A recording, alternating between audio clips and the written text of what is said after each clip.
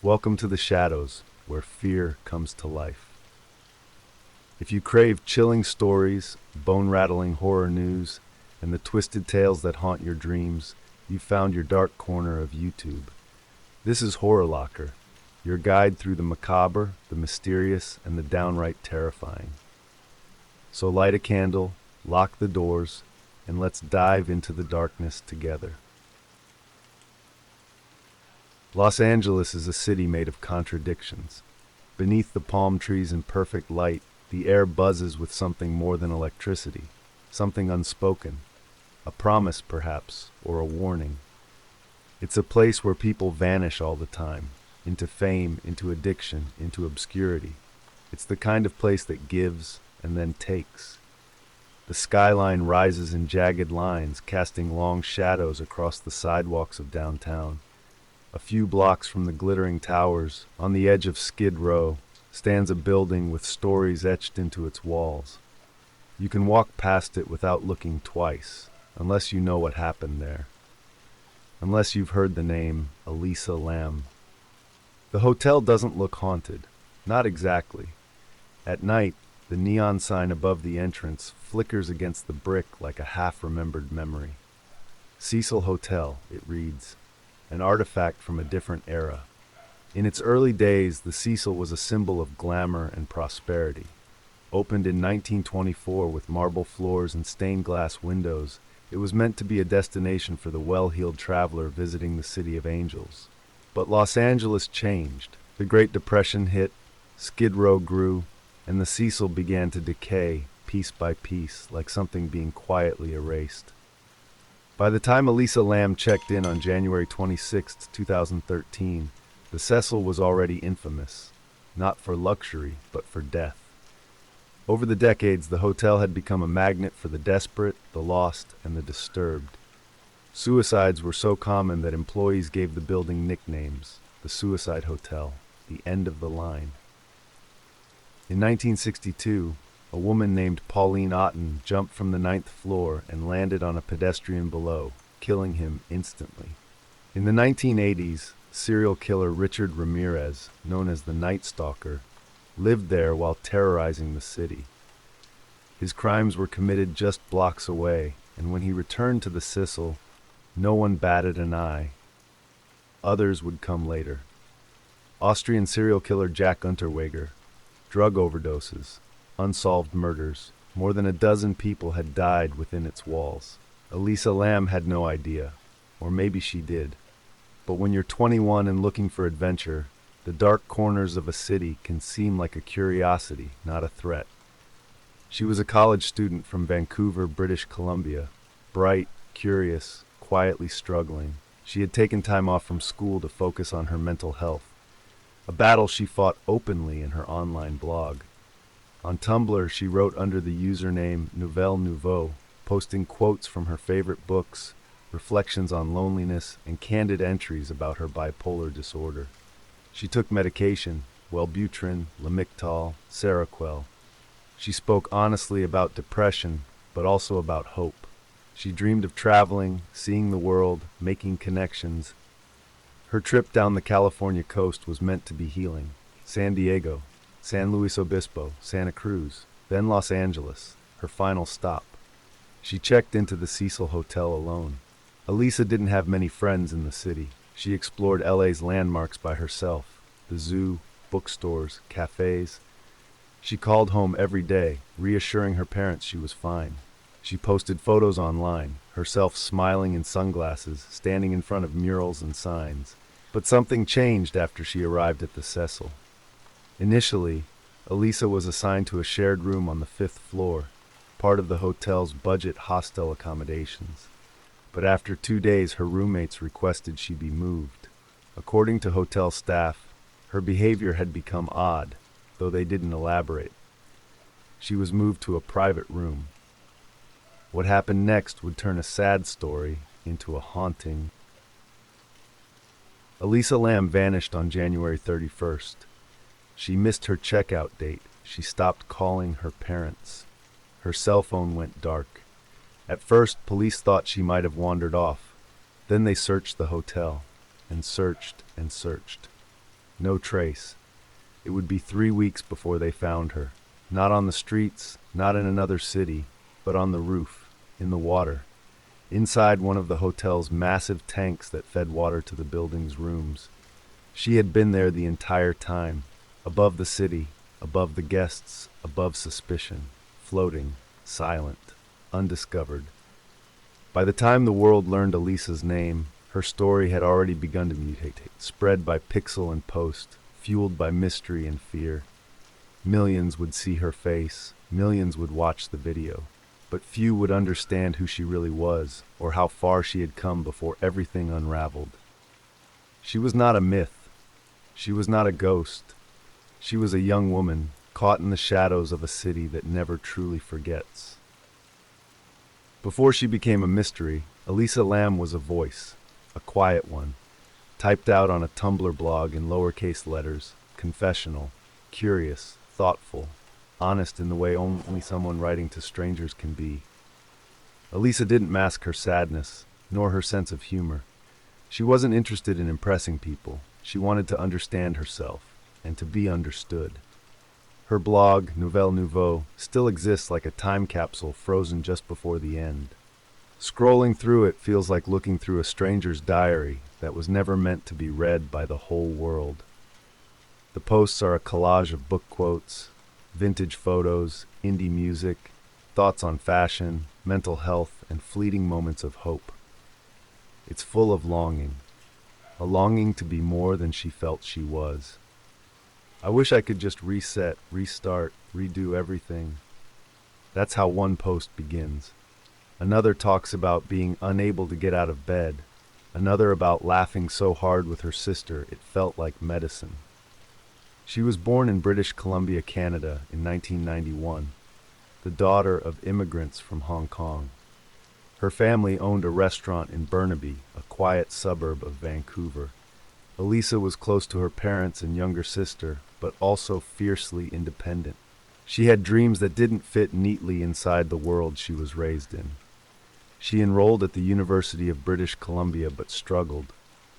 In 2010, she was diagnosed with bipolar I disorder and depression. There were breakdowns, hospital stays, medication changes. She wrote candidly about the stigma of mental illness and the isolation it brought. "My feelings don't fit inside me sometimes," she wrote. In late 2012, Elisa decided she needed a break, a reset. She wasn't dropping out, just pressing pause. That winter, she began planning a solo trip down the California coast. The idea terrified her, but it thrilled her too. She bought an Amtrak ticket. She would travel from San Diego to Santa Cruz to San Luis Obispo to Los Angeles, a new city every few days. She posted her itinerary online. She brought books, her camera, her phone. She promised her parents she'd call them every night. For the first few stops, everything went well. Elisa explored museums, libraries, and zoos. She posted photos of herself smiling in sunglasses and posing with statues. Her writing was upbeat. She joked about the challenges of traveling alone, even about accidentally ordering too much food. "I'm going out tonight. Hopefully I won't be awkward, but I probably will be. Haha." That was Elisa, a girl trying her best to step into the world, even if she was scared of it. A girl who made self-deprecating jokes not for attention, but because it was how she survived. By the time she reached Los Angeles on January 26, 2013, she seemed cautiously optimistic. She checked into the Cecil Hotel for 4 nights. She shared a room with strangers as part of the hotel's Stay on Main hostel program. She continued updating her blog, sharing glimpses of her journey, of herself. But something shifted. Reports from the hotel suggest her behavior became erratic. Her roommates complained she was acting strangely, though details remain vague. According to some staff, Elisa left notes for others in the room. Not violent ones, just odd, words scribbled on paper. A sense that she wasn't entirely tethered to the moment. The hotel moved her to a private room. Outside, Los Angeles moved on, unaware. But inside the Cecil, something was unraveling.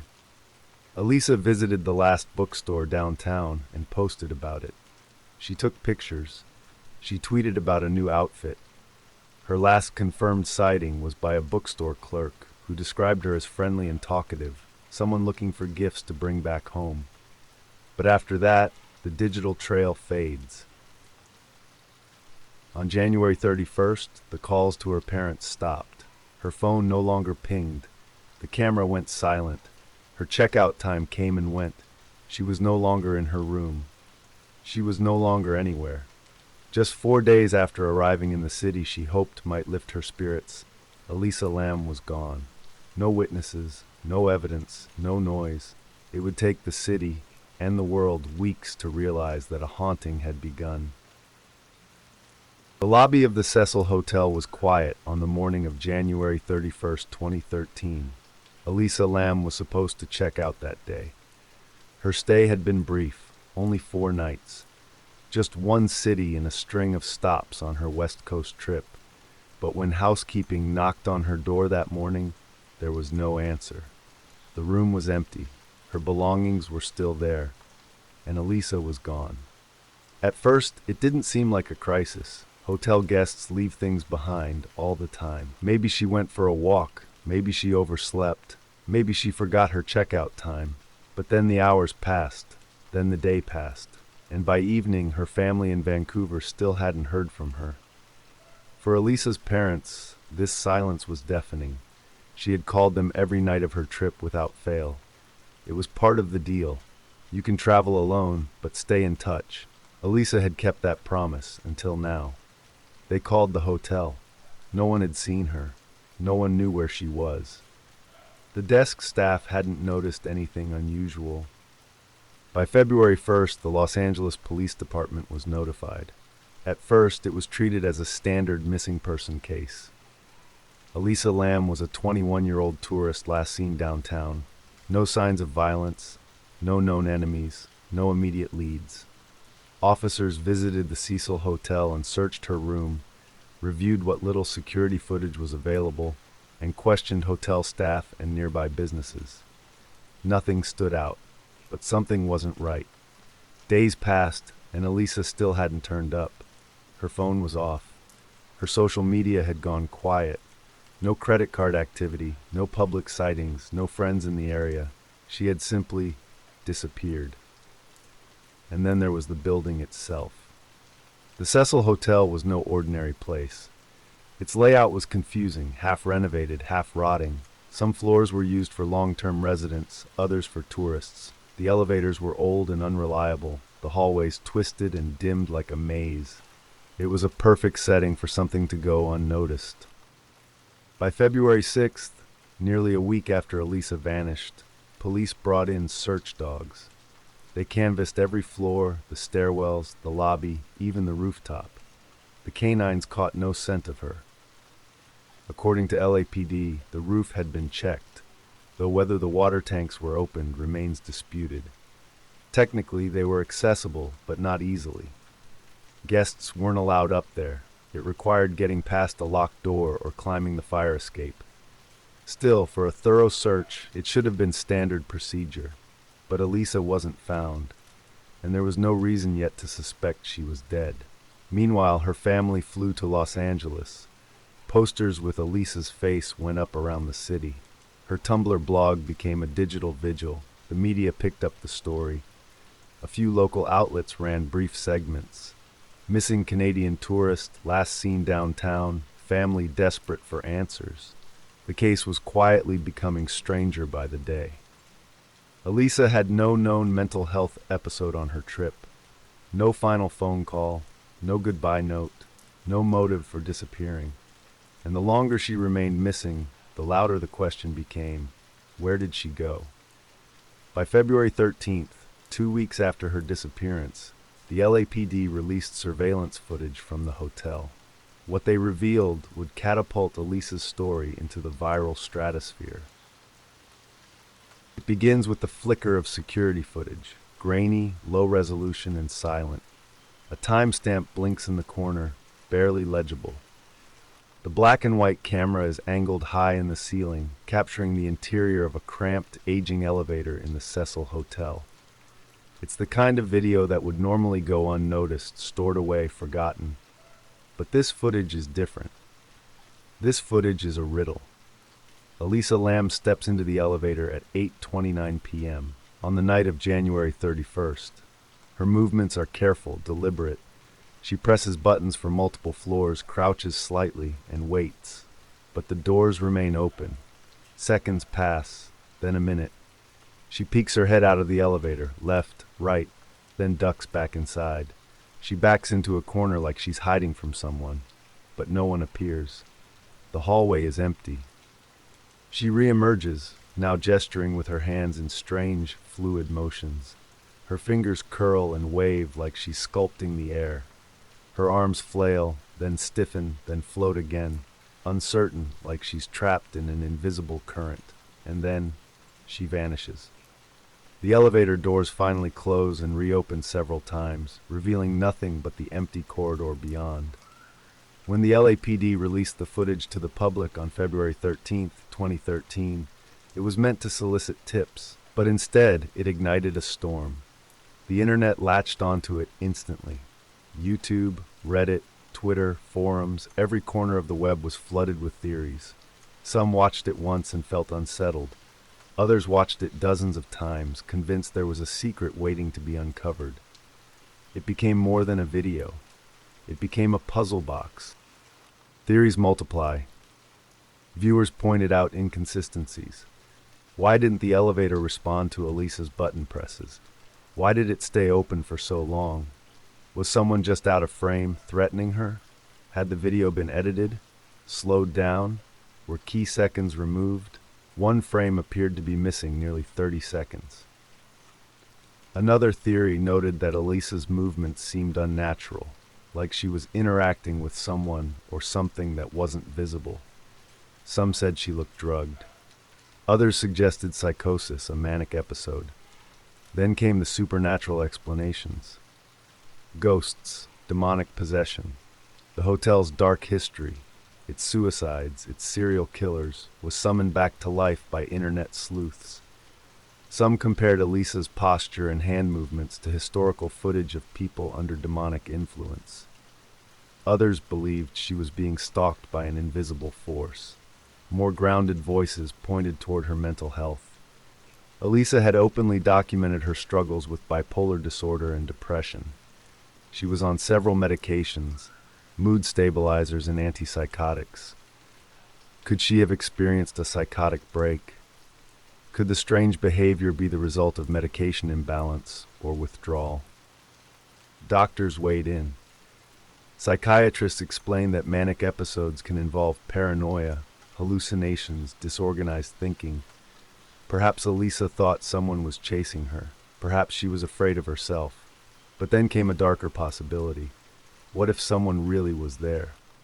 Theories began to center on the notion of a pursuer, someone who may have followed Elisa onto the floor, down the hallway, someone who never entered frame, a stalker, a predator, a staff member, even another guest. And then the internet did what it does best and worst.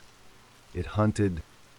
Amateur sleuths began digging into other guests who had stayed at the Cecil around the same time.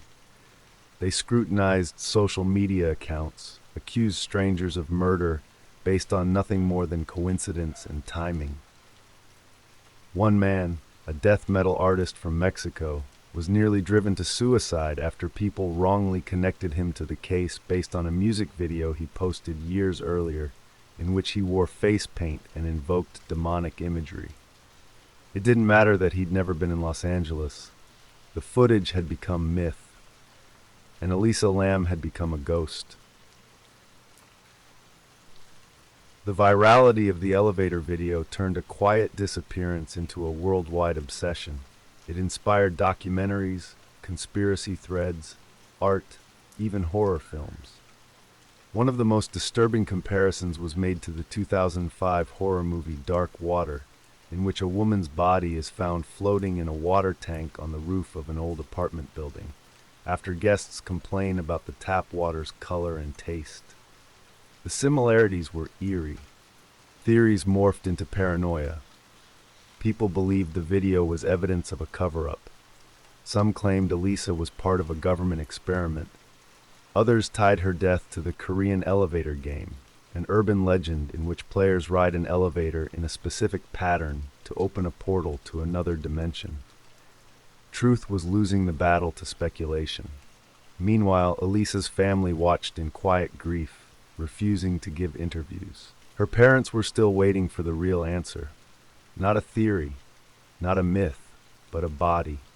And soon the water would start to speak. It began with a foul taste. Guests at the Cecil Hotel started to complain. The tap water was discolored, dark, murky, almost black. It had an odd smell, and worse, a strange taste. Some guests said it made them nauseous. Others described it as sweet but rotten. For days, they brushed it off. This was the Cecil, after all. Complaints came with the price of admission, but by February 19th, the hotel staff could no longer ignore it. A maintenance worker was sent to the roof to inspect the 4 large water tanks that supplied water to the building's rooms, the kitchen, and the cafe. He climbed the narrow steel staircase, crossed the roof, reached the tanks, each about 10 feet tall, covered by heavy metal lids. He opened one and saw her. Floating face up in the cold black water, naked and still, was Elisa Lam.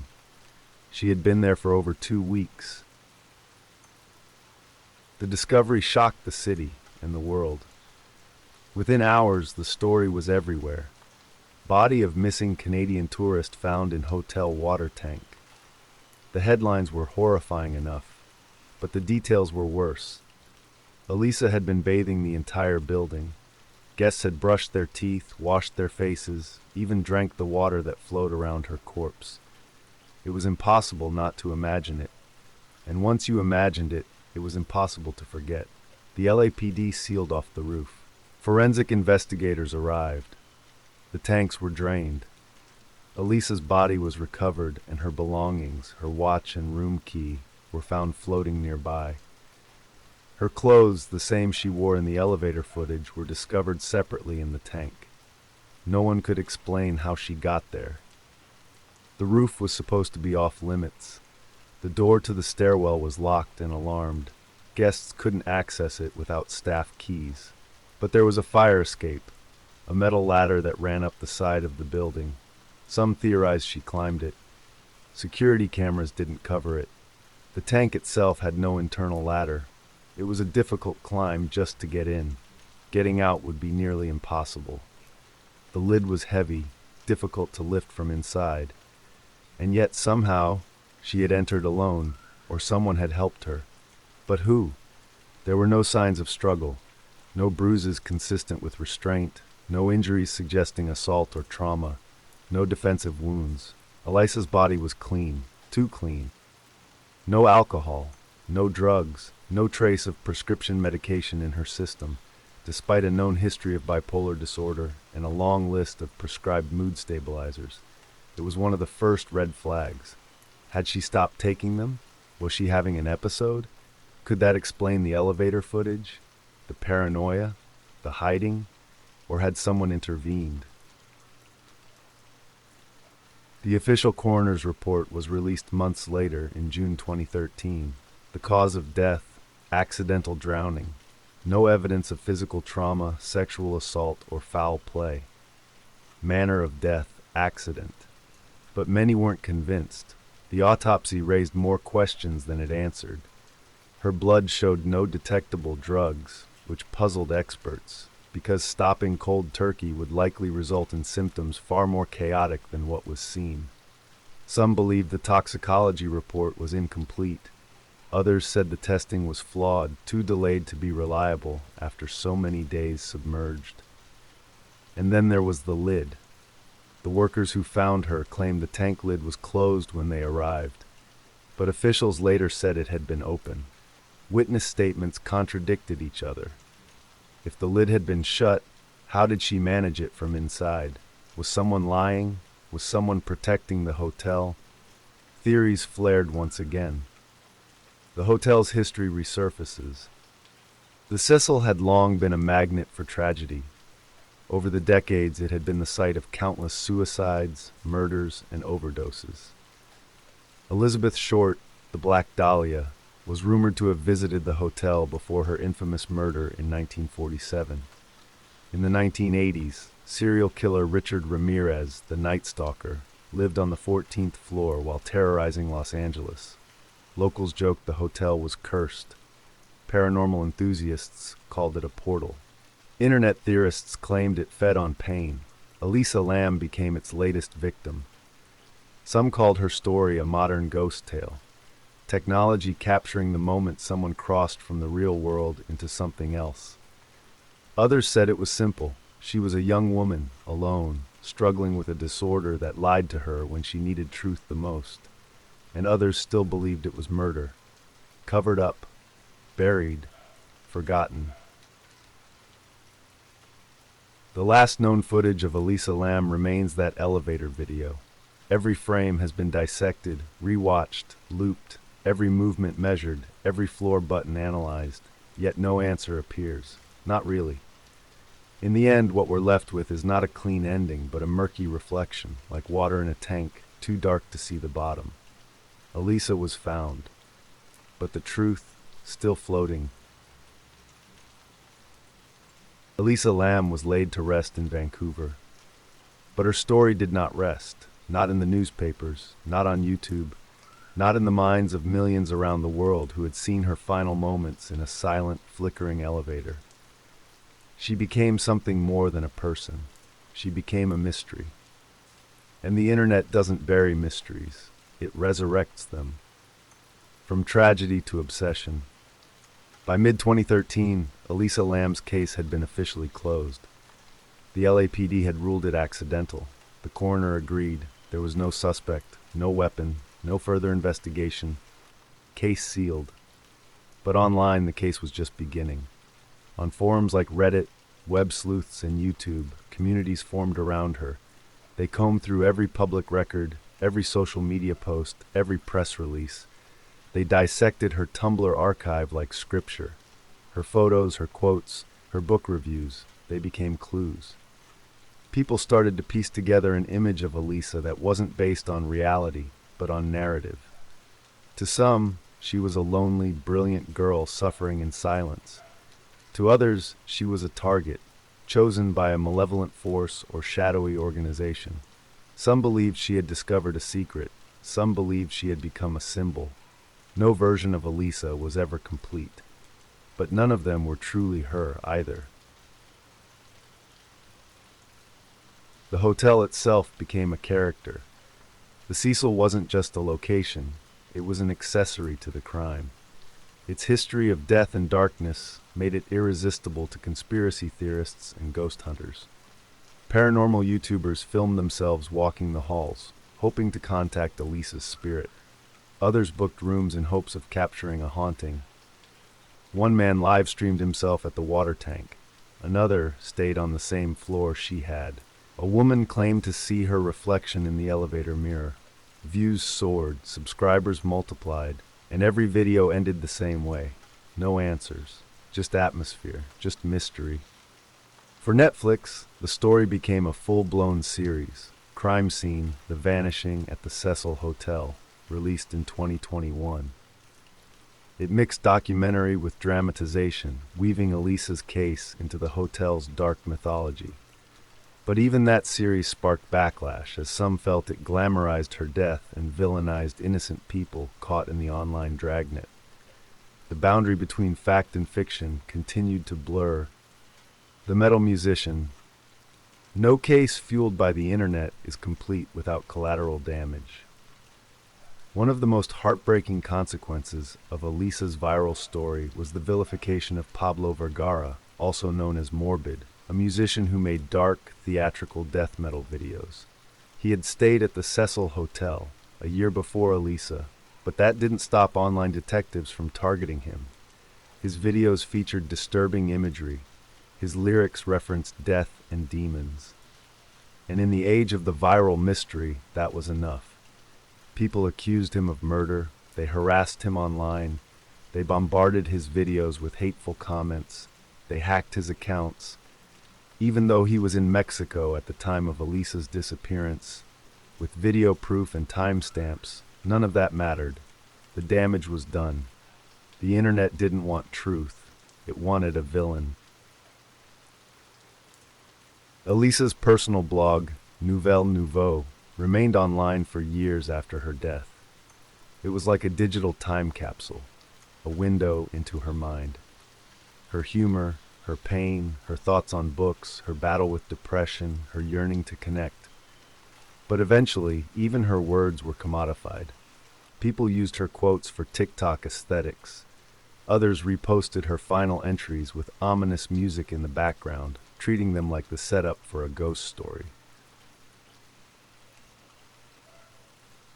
Elisa Lam's story lives on, not just as a cold case, but as a cautionary tale. It is about a young woman with mental illness, traveling alone, looking for freedom. It is about a place with a history that seems to attract tragedy. It is about how grief and horror become entertainment. It is about how we treat stories online, as puzzles, as fiction, as currency. And it is about how, in the age of constant surveillance, we can still disappear without a trace, while millions watch, rewind, and replay every second of our final moments. But was it ever solved? To this day, debate continues. Some accept the official story. Elisa stopped taking her meds. She had a psychotic episode. She climbed into the tank alone, confused and hallucinating, and drowned in silence. Others insist there's more. That the video was edited, that the autopsy was flawed, that the Cecil Hotel staff knew something, that someone, somewhere, got away with murder. The truth may lie somewhere between the pixels of the elevator footage and the silence of a dark water tank. But in the end, we're left with an echo, a flicker of motion, a girl in a red hoodie stepping into an elevator, and then gone. There is a moment, just a few seconds in, that no one ever forgets. Elisa steps backward into the elevator. She presses herself against the wall. She looks out, and her eyes search for something we'll never see. For all our endless watching, rewinding, speculating, we were never in that hallway. We weren't there in that city, that night, that moment. And we'll never truly know what she saw, or what she feared, or what thoughts were spinning through her mind as the elevator doors refused to close and the quiet swallowed her whole. She is frozen in that moment now, the eternal passenger, the unsolvable girl. But before she became a symbol, Elisa Lam was a person. The real Elisa. She was 21 years old. She loved fashion and books and blogging. She posted quotes from Chuck Palahniuk and Neil Gaiman. She wrote about her mental illness not to glorify it, but to make sense of it. She hoped that traveling alone would help her feel less alone. She wanted to explore the world, even when her mind tried to close it in. She didn't expect to become a ghost. She didn't want to become a myth. She was not a puzzle to be solved, nor a warning sign to hang on the door of some cursed building. She was a daughter, a sister, a friend. And she was also someone who slipped through the cracks of systems meant to protect her, who vanished while the rest of the world watched too late. We say haunting like it's a ghost, but sometimes haunting is just absence, an unfinished sentence, a last photo, a story that should have ended differently. The elevator footage will always feel haunted, but the real haunting is how quickly someone can disappear in the middle of a crowded city, in a digital world full of eyes. Elisa Lam died alone, but she didn't vanish without leaving something behind. Maybe that's why her story won't let go. We see ourselves in her, fragile, curious, hopeful, haunted. We see how quickly control can slip, how little it takes to fall through the cracks, how a moment captured on camera can ripple outward forever. Elisa became the internet's obsession, then its victim, then its icon. But beyond all that, she remains a young woman on a journey that ended too soon. in a place that never should have held her. We've watched the footage. We've walked the rooftop in our imaginations. We've listened to every theory, read every comment, followed every thread, and yet the mystery remains. Not because it wasn't solved, but because we wish it had ended another way. For Elisa, not every story has resolution. Not every ghost seeks revenge. Some just want to be remembered, not as myth, but as human. So let us remember Elisa Lam not for how she died, but for how she lived.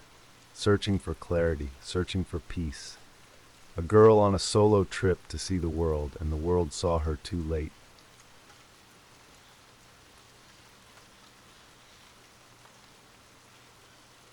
Depression sucks. I have no control over my emotions. I will be angry for 2 minutes and then sad again. I will be happy for half an hour and then emotional again. So far, all I've done is lay on my bed and watch episodes of Chopped. I'm just waiting for it to pass. I haven't felt fine in over 3 years. This relapse makes me feel as though I haven't made any progress at all.